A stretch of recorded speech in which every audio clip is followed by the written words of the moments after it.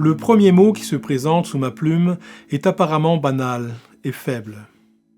Mais il se révèle d'une grande ressource, l'euphorie. Oui, c'est une manière d'euphorie qui m'a enveloppé des pieds à la tête quand j'eus soulevé dans mes bras le corps inanimé de Jeannot.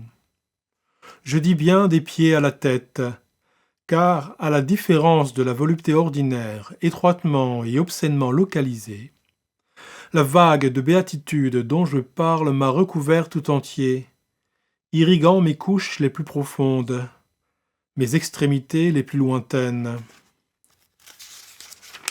Ce n'était pas une titillation égrillarde et limitée, c'était une hilarité unanime de tout mon être.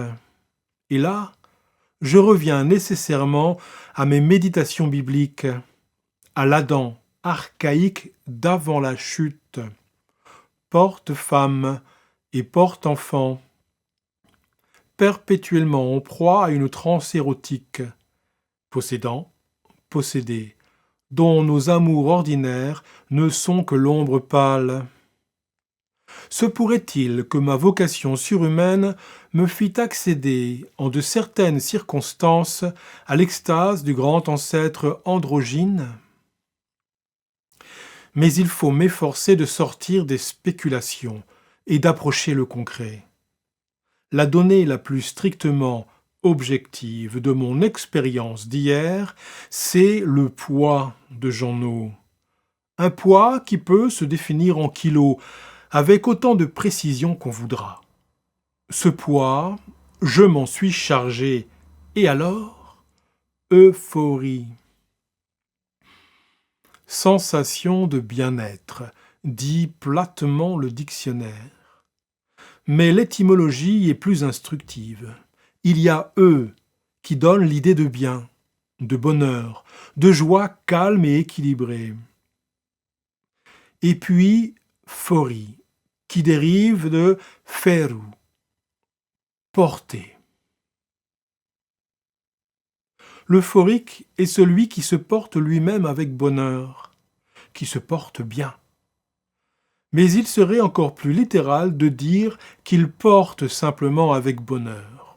Et là, un trait de lumière illumine soudain mon passé, mon présent et, qui sait, mon avenir peut-être aussi.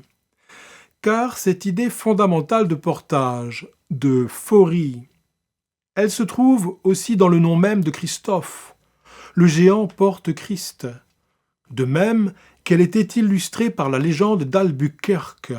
De même encore qu'elle s'incarne à nouveau dans ces automobiles auxquelles je consacre en renaclant le meilleur de moi-même. Mais qui n'en sont pas moins, dans leur trivialité, l'instrument porteur d'hommes, anthropophore, phorique par excellence. Il faut que je m'arrête. Ces révélations successives me brûlent les yeux, mais je veux encore noter une réflexion.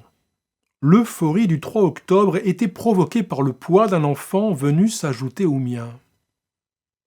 Jeannot n'est pas gros, certes, mais il doit bien peser dans les 40 kilos, lesquels s'ajoutèrent aux quelques 110 kilos que je pèse moi-même. Or, c'est par un sentiment de légèreté, d'allègement, de joie ailée que mon extase phorique se définit le mieux. Une manière de lévitation provoquée par une pesanteur aggravée. Étonnant paradoxe. Le mot « inversion » se présente aussitôt sous ma plume. Il y a eu en quelque sorte changement de signe. Le plus est devenu moins, et réciproquement.